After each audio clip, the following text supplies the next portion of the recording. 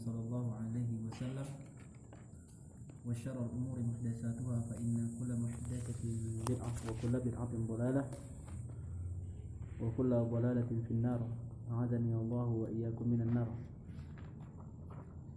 Kemarin kita sudah membahas tentang hadis yang ketiga di dalam penyempurnaan wudu ya, yaitu bahwasanya hadis dari Abdullah bin Amr bin As, hadisnya Abu Hurairah dan hadisnya Aisyah di sana yang memperhatikan seseorang itu terhadap bagian yang wajib untuk terkena air ya. Kalau tidak maka Nabi SAW mengatakan wailun lil aqabi minan nar, celaka bagi tumit-tumit dari neraka ya, celaka bagi pemilik tumit dari api neraka kalau dia berwudu itu tidak mengenai daripada bagian yang wajib.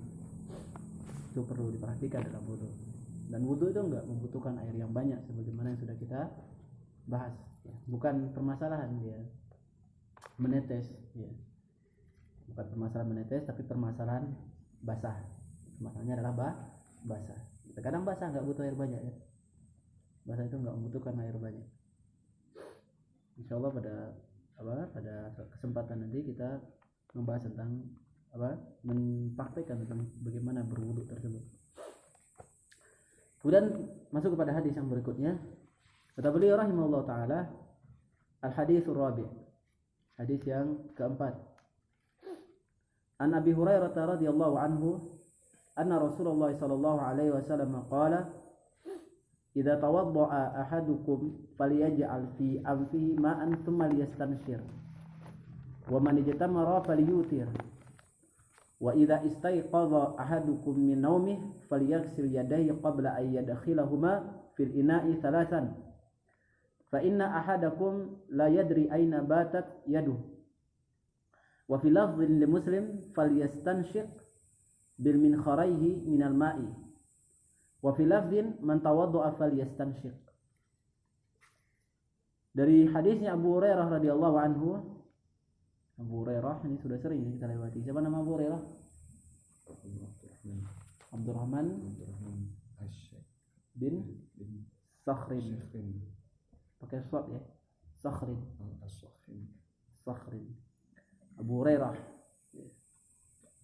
Ya, dan ini bukan berarti di sini Abu Hurairah itu suka kucing ya. Walaupun Hurairah itu adalah bermakna kucing, hir. Pemberian nama ini Abu Hurairah itu dikarenakan Nabi suatu saat melihat Abu Hurairah itu dia melihat kucing di dalam kantongnya, dalam saku jubahnya Abu Hurairah itu ketika itu. Dia melihat kucing keluar dari sela dari jubahnya Abu Hurairah. Kemudian anta ya Bahir. Abu Hurairah sahabat yang mulia ya. Ya, sahabat yang mulia. Assalamualaikum. Abu Hurairah Sakhrin. Walaupun di sana dalam pemberian nama bapaknya Sakhrin itu tidak hal yang mutlak. Bahkan di Sakhrin itu pun juga dari penamaan yang dhaif, yang lemah. Ya, tetapi dari sisi lemahnya nama-nama itu dia mempunyai 20 nama di dalam riwayat. Ya. Bapaknya Abu Hurairah ini disebutkan ada 20 namanya di dalam satu riwayat. Ya, tetapi seluruh riwayat itu lemah. Dan nama Sakhrin itu adalah yang paling kuat di antara yang lemah-lemah tersebut. Di antara yang paling kuat. Demikian pula nama Abdurrahman itu pun memiliki 20 dari nama. Tidak hanya pada Abdurrahman, tapi yang paling kuatnya ya Abdurrahman bin Sakhrin. Abdurrahman bin Sakhrin. Sebelumnya beliau bernama siapa? Abdul Syams. Beliau bernama Abdul Syams. Ya. Suhaib bin Sa'ad juga bernama nama-nama Abdul Syams, hamba matahari. Enggak diperbolehkan memberikan nama-nama seperti itu ya, nama-nama kesyirikan. Abu Hurairah radhiyallahu anhu. Kita sudah sering menyebutkan tentang siapa rawi terbanyak di dalam meriwayatkan hadis. Siapa paling banyak?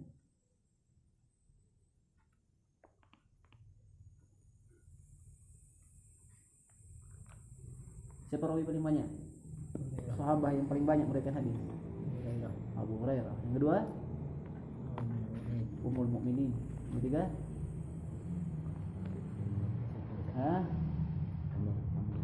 mana? Tiga Anas bin Malik. Yang keempat Abdullah bin Abbas. Yang kelima Abdullah bin Umar. Yang keenam Jabir bin Abdullah. Ini dari rawi-rawi. Ya, Jabir bin Abdullah meriwayatkan 1000 hadis. 1000 hadis. Para sahabat itu dia meriwayatkan sedikit, tapi bukan berarti di sana dia memiliki pengetahuan yang lemah. Ya, pengetahuan dia adalah pengetahuan yang paling kuat. Bahkan di dalam masalah hujjah, ucapan para sahabat itu menjadi hujjah di dalam agama. Apa yang menjadi hujjah dalam agama kita? Apa saja dalil itu? Al-Quran, hadis, ijma'. Ijma' itu sebagian para ulama enggak memasukkan ya. Karena ijma' itu teranggap dikarenakan di dalam ijma' itu ada apa? Ada dalil. Kita masukkan ijma', terus kias. Kias juga masuk. Kemudian kias itu menggunakan dalil. Kemudian qaulus sahabah, ucapan sahabat. Ini dalil dalam agama. Dalil dalam agamanya 5 saja. Ada Al-Quran, ada sunnah yaitu hadis, ada ijma'. Kemudian ada apa lagi? Qiyas dan ucapan para sahabat. Ucapan para sahabat. Ini dalilnya. Diingat-ingat nih, kawan. Ini belajar itu jangan sampai ditipu sama manusia ya. Ini hanya dalil hanya 5 itu saja. An Abi Hurairah radhiyallahu anhu, dari Abu Hurairah radhiyallahu anhu. Sehingga kalau seandainya ucapan para sahabat itu adalah dalil, maka penafsiran mereka tentang masalah Al-Quran itu adalah dalil. Itu adalah dalil. Bahkan di dalam tafsiran Ibnu Abbas, para ulama itu memasukkan kalau Ibnu Abbas menafsirkan suatu ayat, maka itu dihukumi marfu'. Dia dihukumi marfu' kepada Nabi sallallahu alaihi wasallam. Allah taala a'lam bishawab. Kemudian kata beliau, anna Rasulullah sallallahu alaihi wasallam qala, bahwasanya Rasulullah sallallahu alaihi wasallam beliau mengatakan, idza tawaddaa ahadukum, kalau salah seorang di antara kalian itu dia berwudu, ya, falyaj'al fi anfi ma'an, maka hendaknya dia jadikan pada hidungnya itu ma'an. Dia jadikan pada hidungnya air. Ya, dia memasukkan air pada hidungnya. Summa liyastanshir. Kemudian dia istinsyar. Ya, mengeluarkan air tersebut dari hidung. Dia masukkan air dan dia keluarkan. Istinsyar namanya. Ya. Wa man ijtamara falyutir.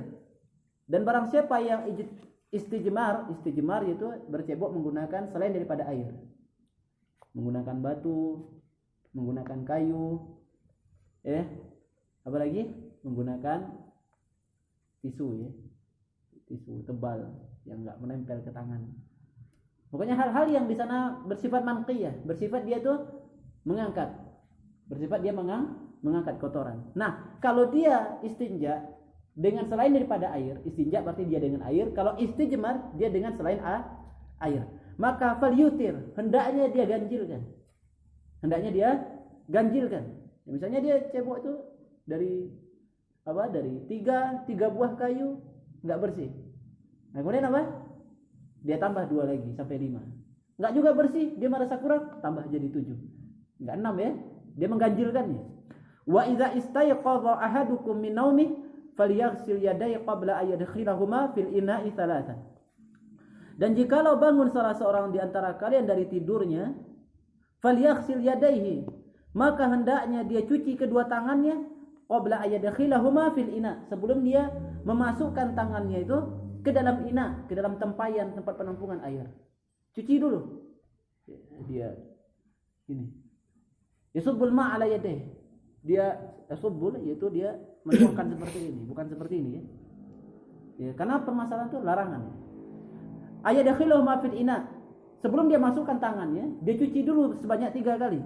Wa inna fa inna ahadakum la yadri aina batat yaduh. Karena di antara kalian itu enggak tahu di mana tangan dia itu bermalam. Wa fil lafdhin li Muslim, dan dalam lafaz Muslim, falyastanshik biman khiraihi. Hendaknya dia itu beristinsyak dengan min khiraihi minal ma. Min khirai yaitu dengan kelengkingnya. Ya, minal ma. Wa fil lafdhin, dalam lafaz yang lain, man tawaddu'a falyastanshik. Barang siapa yang berwudu maka hendaknya dia istinsyak. Dimasukkan air ke dalam hidung. Ini hadis yang menyempurnakan daripada bagian yang sebelumnya. Hadis tentang air di sini ya, tentang wudu dan tentang air. Beliau mengatakan jikalau berwudu salah seorang di antara kalian, falyaj'al fi anfihi, hendaknya dia jadikan pada hidungnya ma'an, air. Di dalam masalah fiqhiyah, maka di sana apa? Al-amru yufidul wujub. Ya. Perintah itu adalah memberikan faedah apa? Wajib. Kecuali kalau di sana ada dalil yang di sana menggugurkan dari perintah tersebut. Ada dalil yang menggugurkan dari perintah. Kalau ada dalil yang menggugurkan dari perintah seperti misalnya apa? Nabi Shallallahu Alaihi Wasallam itu minum dalam keadaan apa? Duduk. Idza syariba ahadukum falyajlis. Kalau minum salah seorang di antara kalian maka hendaknya duduk. Hendaknya duduk. Di sini para ulama mengatakan apa? Sebagian itu mengatakan bahwasanya minum duduk itu adalah wajib hukumnya. Kenapa? Karena perintah. Karena dia berbentuk perintah. Setiap perintah dari Nabi Shallallahu Alaihi Wasallam itu memberikan faedah wajib. Kecuali di sana apa? Kecuali di sana kalau dibatalkan dengan dalil yang lain, misalnya Nabi memerintahkan untuk apa? Untuk duduk, ya. Dan kemudian di dalam hadisnya Umar bin Khattab radhiyallahu anhu disebutkan bahwasanya apa? Kami berjalan-jalan bersama Nabi Shallallahu Alaihi Wasallam wa nashrabu, dan kami itu minum dan kami makan. Nahnu qa'iman, dan kami dalam keadaan apa? Berdiri. Kami dalam keadaan berdiri atau dalam keadaan apa? Berjalan. Atau kama qala radhiyallahu anhu. Dia dalam keadaan apa? Berdiri. Nah, dari hadisnya Umar ini itu adalah apa? Membatalkan dari perintah yang memberikan faedah wajib kepada bentuknya adalah sunnah. Tapi selama tidak ada dalil yang membantah, yang melarang daripada apa? Atau yang membatalkan daripada perintah, maka di sana hukum perintah adalah wajib. Hukum perintah di sana adalah wajib dalam agama. Hukum perintah adalah di sana wajib. Hukum di sana adalah wajib. Barakallahu fiik. Ya. Seperti hadis ini, falyaj'al, hendaknya dia jadikan fi amfi, pada hidungnya itu air. Dia jadikan pada hidungnya air. Dalam setiap dalil dari hadisnya Abdullah bin Amr bin As, dari hadisnya Utsman bin Affan, di sana apa? Senantiasa diiringi, bahkan dalam hadisnya Abu Hurairah diiringi dengan perintah Nabi dalam hadis Abu Hurairah radhiyallahu anhu dengan perintah menjadikan air di dalam hidung, dan dalam lafaz hadisnya Utsman bin Affan Nabi sallallahu alaihi wasallam mempraktikkan berwudu itu dengan memasukkan air ke dalam hidung. Nah, ini menunjukkan di sana apa? Hukumnya adalah wajib di sini. Hukum wajib di dalam masalah istinsyak. Jadi kita akan bahas sesuai dengan pembahasan ini di para ulama nanti. Tsumma liyastansir, kemudian dia keluarkan. Nah, di dalam pengeluaran ini para ulama itu dari ucapan yang paling kuat di sana adalah apa? Kalau dia memasukkan air itu ke dalam hidungnya adalah wajib, maka mengeluarkannya di sana apa? Adalah sunnah. Mengeluarkannya adalah sunnah. Karena permasalahan kata para ulama adalah apa? Jadi permasalahan dengan memasukkan air ke dalam hidung adalah pencucian bagian wajah. Pencucian bagian wajah. Nah, pembuangan air dari pencucian itu dari perkara istinsar, maka di sana menjadi sunnah. Karena dalam hukum wudu adalah apa? Yang wajib adalah membasahi bagian yang wajib untuk dicuci. Nah, ketika dia sudah basah, maka membuang air tersebut adalah hukumnya apa? Ada sunnah. Ada sunnah. Jadi tidak sampai pada wajib ya. Wa man yatamara falyutir. Ini pelengkap dari hadis yang kemarin, menunjukkan bahwasanya istinsyak itu adalah wajib hukumnya, bukan perkara sunnah. Yang sunnah apa? Yang sunnah mendahulukan dia daripada pencucian wajah. Itu yang sunnah. Apakah wajah dahulu atau istinsyak dahulu? Nah, ini khiyar padanya. Tapi yang sunnah adalah apa? Sebagaimana dicontohkan Nabi di dalam mengamalkannya adalah mendahulukan hidung. Tapi apakah hidung itu wajib didahulukan daripada pencucian wajah secara umum? Tidak. Itu hukumnya sunnah. Wa man ijtamara falyutir.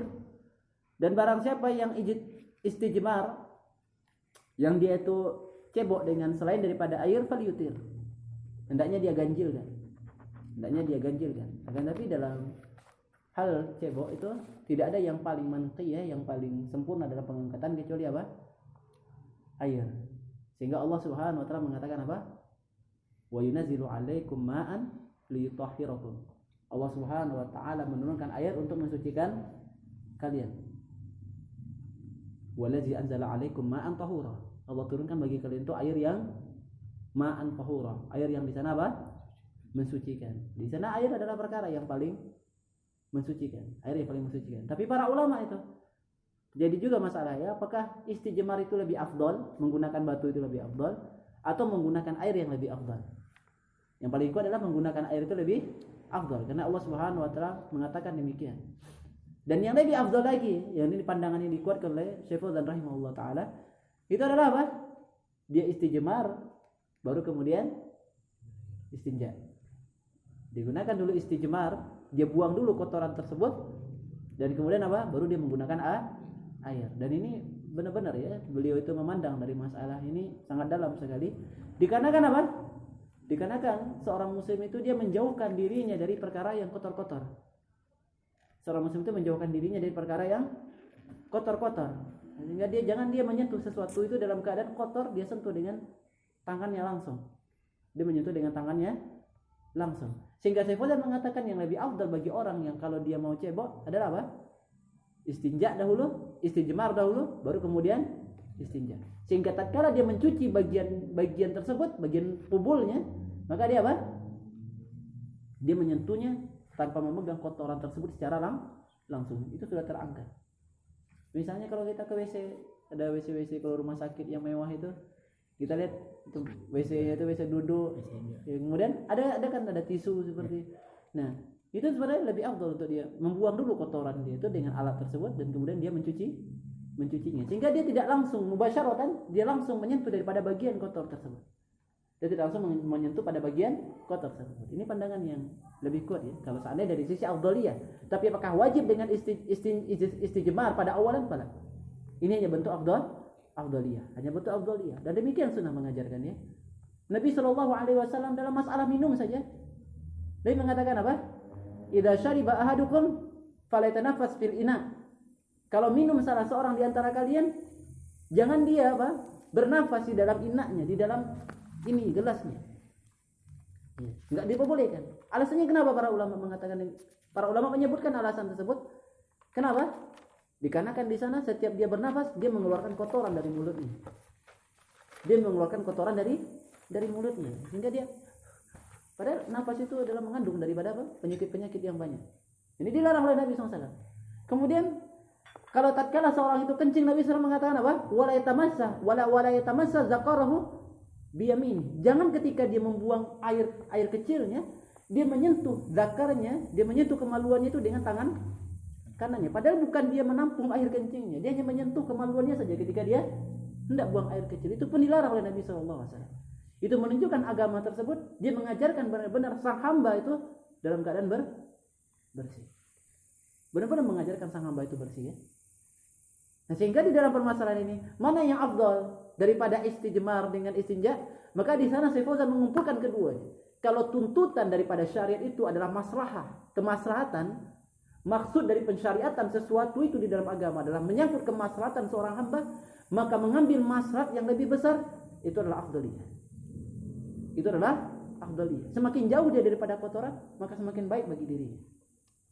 Sehingga bahkan di dalam kata membuang hajat saja, Nabi SAW itu melarang kita menyentuh dinding kamar mandi itu. Karena memungkinkan di sana ada apa? Ada kotoran-kotoran, orang kencing kemudian nyiprat ke dinding, dan kita sedang ngelamun gitu, udah pegang dinding, kotoran menempel di tangan kita. Itu dilarang oleh Nabi SAW. Demikian ya Islam dalam permasalahan kebersihan. Ya bukan enggak bersih muslim itu. Sampai para ulama membahas, kenapa Nabi SAW memerintahkan kita mencukur kumis? Kenapa? Karena di dalam masalah apa? Di dalam masalah minum itu terkadang seorang saudara itu dia minum dari inak saudaranya. Nah, ya. Kadang kita minum ini berlima, kadang minum satu gelas itu minum kopi sama kawan sampai ganti-gantian, ya kan? Ceng kan? Ya, join satu kopi. Nah, kalau kumismu itu panjang, dan biasanya kalau orang itu bersin itu pernah nggak ngelihat dia tuh kotoran itu nempel di sini, ingusnya atau air-air dari hidungnya. Nah, tatkala dia mengutuk kumis itu dia menjauhkan kotoran tersebut dari dirinya. Ini dibahas oleh para ulama dalam masalah tersebut. Karena tuntutan daripada syariat adalah masalah, enggak ada yang lain. Tuntutan daripada syariat adalah kemaslahatan bagi sang manusia tersebut, bagi sang hamba. Dan ini terkandung di dalam seluruh pensyariatan ya. Ini terkandung dari seluruh pensyariatan dari masalah kebersihan. Dari masalah kebersihan. Sehingga itu enggak jarang di dalam permasalahan itu para ulama melarang kita apa? Bagi yang menikah ya. Bagi yang menikah. Di dalam masalah itu para ulama melarang kita apa? Dalam hubungan suami istri itu sang istrinya itu dia apa? Mencium dari kemaluan si laki-laki. Ini dilarang dalam syara. Karena itu adalah tempat yang kotor, tempat yang tidak layak padanya untuk dilakukan hal yang demikian. Tempat yang tidak layak dilakukan hal yang demikian di dalam hubungan. Ini dibahas oleh para ulama. Sehingga di sana disebut fitrah. Manusia itu adalah apa? Al-fitratul khamsu. Fitrah itu ada berapa? Ada 5. Ada apa saja? Qasyu syarib, dia menggunting kumisnya.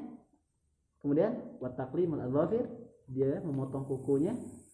Wa natful ibad, dia mencabut kemaluannya. Kemudian apa lagi? Wal khitan, dia bersunat. Dan kemudian wal istihdad, dia mencukur bulu kemaluannya. Ini bagian hal-hal yang dibersihkan oleh manusia, hal-hal yang dibersihkan. Benar-benar syariat itu menuntut kepada apa? Kepada tuhur. Syariat itu menuntut kepada seorang hamba itu bersih. Sehingga kalau orang mengatakan muslim itu enggak bersih, muslim itu enggak bersih. Kenapa enggak bersih, enggak rapi? Ada jenggotnya. Enggak tahu dia bagaimana Allah mensyariatkan seseorang itu. Dia enggak tahu bagaimana Allah benar-benar mensyariatkan kebersihan bagi seorang hamba. Bersih enggak Islam itu kalau seperti itu? Bersih sekali. Dan lebih lagi beliau mengatakan apa di dalam masalah kebersihan ini? Wa idza istayqadha ahadukum min naumi, dan jikalau bangun salah seorang di antara kalian itu dari tidurnya, dia bangun pada tidurnya, falyaghsil yadayhi qabla ay yadkhulahuma fil ina'i thalathan. Hendaknya dia cuci tangannya sebelum dia memasukkan tangan dia tersebut ke dalam ina. Sebanyak berapa kali? Thalathan. Sebanyak 3 kali. Fa inna ahadakum, karena sesungguhnya salah seorang di antara kalian la yadri, dia itu tidak tahu aina batat yadu, di mana tangan dia itu bermalam. Dia enggak tahu di mana tangan dia itu bermalam. Sehingga tatkala kalian bangun dari tidur, cuci dulu tangan kalian. Kita baca kitab ini. Ikhtilaful ulama, perselisihan para ulama di dalam masalah mencuci tangan tersebut. Pencucian tangan itu agar apa? Agar air tersebut tidak terkotori. Ya, karena kalau kita berwudu, di sana apa? Di sana tidak boleh air tersebut berubah menjadi najis atau kemasukan daripada najis. Dan dalam sebab pencucian itu ilahnya adalah apa? Karena seorang hamba itu tidak mengetahui di mana tangan dia bermalam ketika itu. Kita tidur enggak tahu kan, kalau kita tidur tuh enggak sadar. Kadang tangan di hidung, kadang tangan di mulut. Kadang kalau laki-laki itu suka masukkan tangannya ke dalam apa? Dalam celana ya, dingin kadang seperti ini. Iya, namanya. Nah, ini hal yang menjadi disebabkan oleh Nabi sallallahu alaihi wasallam. Dan disebutkan pula, akan tapi para ulama memandang kisah ini dhaif ya, cuman sebagai suatu tambahan. Pada zaman tersebut disebutkan hadis ini kepada seseorang bahwasanya kalau dia bangun itu maka apa? Cuci tangan dia sebelum dia berwudu, memasukkan airnya tangannya ke dalam tempayan tempat penampungan air. Cuci dulu tangannya sebanyak 3 kali, baik dia dengan gayung atau apa. Orang ini ketika dia mendengar hadis ini dia mengatakan apa? Saya tahu di mana tangan saya bermalam, kata dia. Saya tahu di mana tangan saya bermalam. Maka dia mendapati tangan dia pada pagi harinya di mana? Di dalam duburnya. Masuk seluruh tangan ini masuk ke dalam duburnya seluruhnya. Jadi, itu dari kisah-kisah yang disebutkan oleh para ulama tentang orang-orang yang di sana menolak apa? Menolak hadis dari Nabi SAW. Ya, saya tahu di mana tangan saya bermalam, saya enggak butuh mencucinya. Pada perintah Nabi sallallahu alaihi wasallam. Fayul ikhwah, tatkala Nabi sallallahu alaihi wasallam memerintahkan sesuatu, maka fasma' wa ati. Dengar dan taati. Itulah perkara adalah mendengar dan mentaati. Mendengar dan mentaati. Itulah perkara yang penting bagi seorang muslim. Kata beliau, ikhtilaful ulama, persisian para ulama fi naumil ladzi yushra'u ba'dahu ghuslul yad. Para ulama berselisih di dalam masalah tidur yang disyariatkan sesudahnya itu mencuci tangan. Apakah tidurnya itu tidur malam atau tidur siang? Fadzaba asy-Syafi'i, berpandangan Imam Syafi'i rahimahullahu taala. Syafi'i siapa namanya kemarin?